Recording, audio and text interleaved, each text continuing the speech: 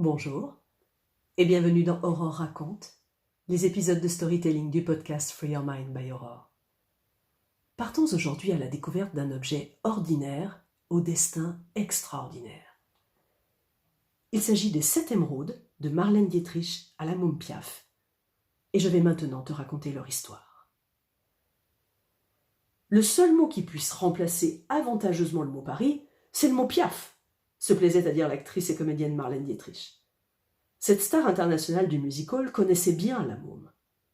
Quand à la fin de l'année 1947, Piaf décida de quitter son pays pour tenter sa chance aux États-Unis, Marlène Dietrich fut en effet l'un de ses premiers et trop rares soutiens. Le 30 octobre, elle l'applaudissait déjà lors de sa première représentation sur une scène américaine au Playhouse Theatre, un music-hall de Broadway. La chanteuse française était pourtant une parfaite inconnue sur le sol américain. Malgré son anonymat, la Môme était parvenue à obtenir un contrat d'exclusivité avec le Playhouse Theatre pour un tour de chant de 6 semaines. « Il y avait très longtemps que j'avais envie de découvrir l'Amérique », écrivit-elle dans son autobiographie « Au bal de la chance », publiée en 1958. « Je n'hésite pas à écrire aujourd'hui que j'aurais dû attendre encore un peu. » Car cette terre sembla d'abord bien inhospitalière à Piaf. La chanteuse française commencera, en effet, selon sa propre formule, par se casser la figure. Ses représentations successives au Playhouse Theatre ne devaient, hélas, que souligner l'incompréhension grandissante entre la Môme et le public yankee. Pour la première fois, Édith Piaf, qui avait pourtant été jusque-là si sûre d'elle, fit l'épreuve d'un revers douloureux, presque insurmontable. Alors que ses protégés, les compagnons de la chanson, rencontraient un franc succès, en première partie, sur la même scène, la Môme, elle, ne récoltait que des miettes d'applaudissements, encore interrogateurs. Les spectateurs semblaient déçus. La silhouette menue et sèche de Piaf ne correspondait en rien à l'image fantasmée que se faisaient alors les Américains de la Parisienne typique, gaie, frivole, coquette. Avec sa petite robe noire, austère, ses textes tristes et sa posture inflexible, Piaf amenait tout le contraire. Elle offrait de la gravité quand on espérait des paillettes. Après sa soirée de début, la chanteuse française fut accueillie dans les loges par un flot de remarques acerbes, comme autant de couteaux plantés dans son égo. « C'était à prévoir, ma pauvre Édith !» lui asséna un mystérieux personnage dont la chanteuse préféra toute sa vie taire le nom. « Les vilaines choses de la vie, l'Américain ne veut pas les voir. Il est optimiste. Pourquoi vous êtes-vous lancé dans cette aventure ?» terminait le donneur de leçons. Vidée, humiliée, la chanteuse voulut faire ses valises sitôt qu'elle fut dégagée de ses obligations avec le Playhouse Theatre. Sans la présence réconfortante de Marlène, elle aurait certainement quitté à jamais ce pays qui ne représentait alors, à ses yeux, qu'un hiatus dans sa carrière. Invitée dans l'intimité de la loge du music-hall de la 48e rue, dès les premières représentations, Marlène sut se rendre indispensable et trouva rapidement une place de choix dans le cœur d'Édith Piaf. Avant le lever de rideau, la star germano-américaine habillait la Môme. Elle savait alors trouver les mots pour la rassurer. « Vous avez l'air si fragile, mais en réalité, il y a en vous la même puissance qu'en Gabin, » aurait par exemple dit Marlène à sa nouvelle amie, ainsi que le rapporte Auguste Le Breton dans La Môme Piaf. « Comme lui, vous incarnez le peuple, on le sent. » Dans son livre « Au bal de la chance », l'interprète de La Vie en rose n'oublia pas de remercier son amie. « Elle me voyait inquiète, tracassée, tourmentée, vaincue ou presque. Elle s'est attachée à mes pas, veillant à ne point me laisser seule un instant avec mes pensées. Elle m'a préparée pour de nouvelles batailles, et si je les ai livrées, c'est parce qu'elle les a voulues, alors que je crois bien que je ne les souhaitais plus. » Tout n'était donc pas perdu. Surtout qu'un critique influent, Virgil Thomson, allait se mêler des affaires de la Môme. En première page d'un grand quotidien new-yorkais, il lança cet appel. « Si nous laissons partir ce vrai talent, le public américain aura fait la preuve de son incompétence et de sa stupidité. » Piaf avait donc encore une chance de transformer l'essai. Loulou Barrier, son impresario français, et Clifford Fisher, son impresario américain, voulaient croire au succès de la chanteuse en Amérique.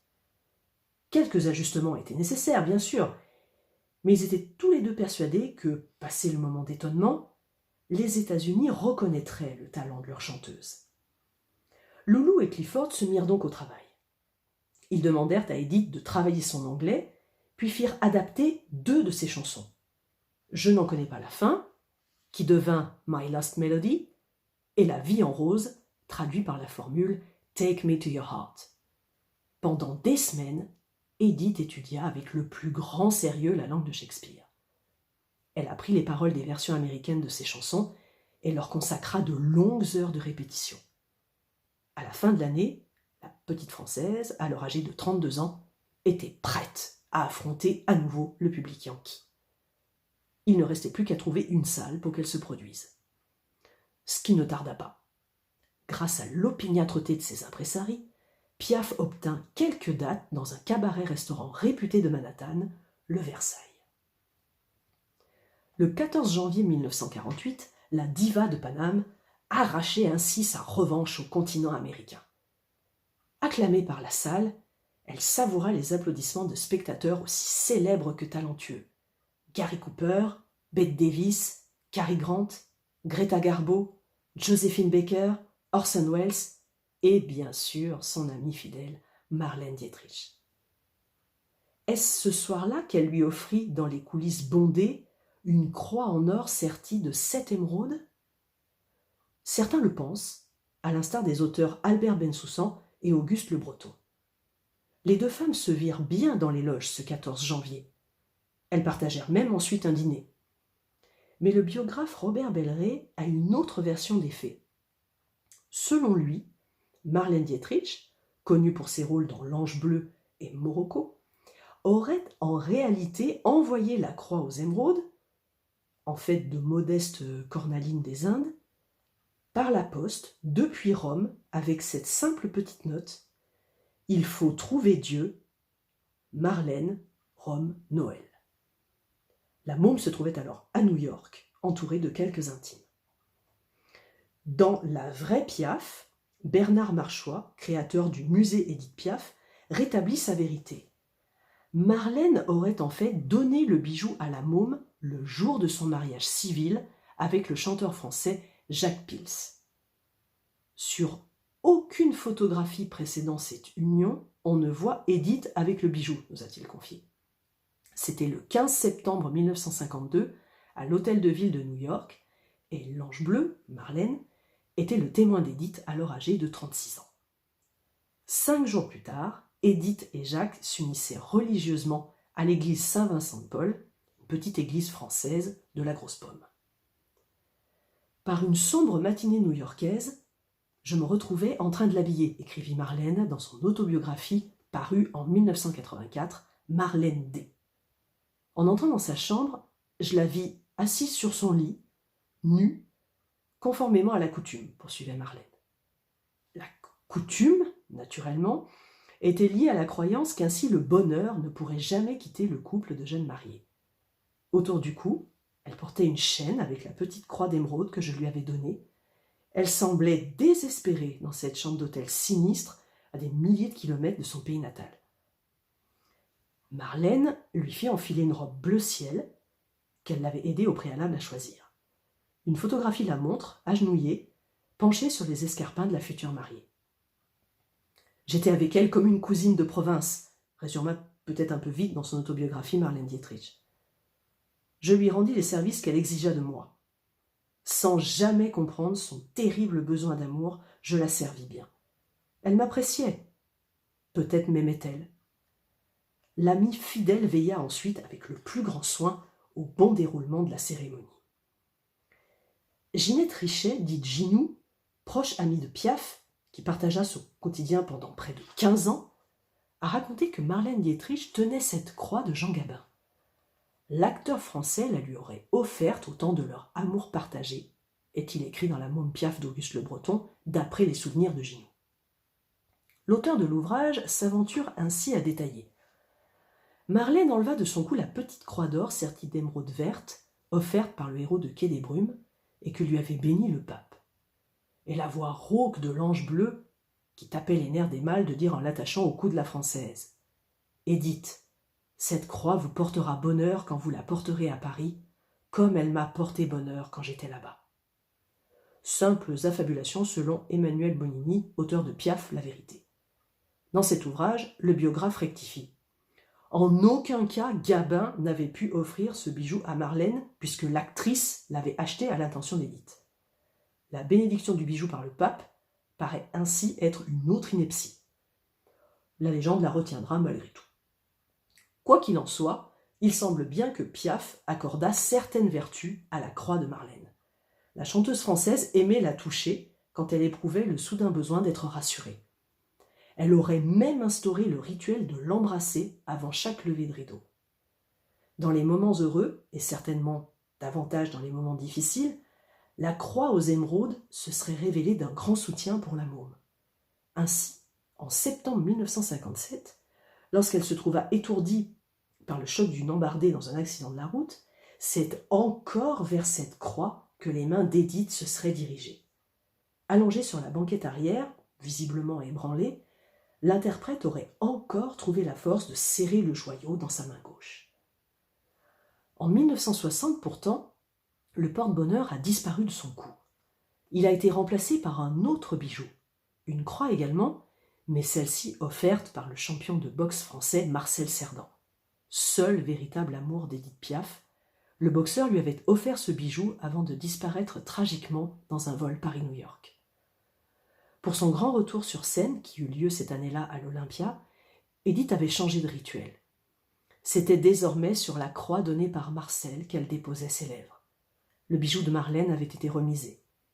La symbolique qui se dégageait de celui du boxeur était bien plus forte pour Édith, surtout que depuis quelque temps, ses liens avec Marlène n'étaient pas au beau fixe.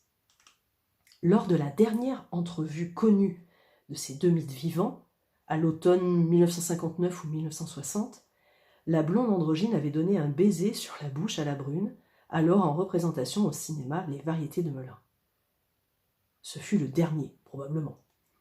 Les deux femmes n'oubliaient pas pour autant les années de bonheur partagées, les éclats de rire, les confidences dont elles gardaient le secret. Leur relation avait été unique, une exception dans le cœur des deux stars, au caractère si fort et à la misogynie à peine voilée. Mais un étranger s'était déjà immiscé entre elles, et Marlène ne pourrait pas faire semblant plus longtemps. « Je butais contre un mur inébranlable, la drogue », expliqua l'ange bleu dans ses mémoires. Édith s'était en effet mise, à cette époque, à avoir une consommation excessive de médicaments. Mon amour pour elle persista, mais il était devenu inutile. Elle n'était pas seule. J'abandonnais Édith Piaf comme une enfant perdue, qu'on regrettera toujours, qu'on pleurera toujours. 4 ans plus tard, Marlène perdait définitivement l'espoir de retrouver son amie un jour. Édith était morte, emportée par une hémorragie interne à l'âge de 47 ans. Son corps avait été vaincu par ses excès. Dans la matinée du lundi 14 octobre 1963, sous une capeline de deuil, la star germano-américaine se rendait à l'enterrement de la chanteuse française, au cimetière du Père-Lachaise. Dans le journal de 13h de la RTF, en ce jour funeste, un journaliste racontait: on était venu dans le recueillement et le silence, et devant l'entrée du cimetière, certains étaient là depuis 8h le matin. Marlène Dietrich, quant à elle, attendait depuis très longtemps près du lieu de la sépulture. Jusqu'avant la cérémonie, ce fut l'une des seules à pouvoir rentrer. Ils étaient 40 000 devant la porte et ils voulaient suivre jusqu'au bout le dernier voyage de Piaf. Cette foule empressée, maladroite jusqu'au désordre, romprait très vite les barrages de police. Dans l'enceinte du Père-Lachaise, l'irremplaçable Marlène, comme l'avait décrite Édith, répondait une dernière fois présente. Comme un clin d'œil à leur amitié, elle avait fait envoyer lors de la veillée mortuaire une immense gerbe en forme de croix, composée de lys selon certains, de roses blanches selon d'autres. Elle fut déposée au pied du lit de la défunte, dans son appartement parisien du boulevard Lannes. La croix sertie d'émeraude est quant à elle passée dans la famille de Jacques Pils, dont Édith a divorcé en 1957. Voilà comment se termine notre histoire du jour. Merci d'avoir écouté Aurore raconte, des épisodes de storytelling du podcast Free Your Mind by Aurore. Et à très vite pour une autre histoire.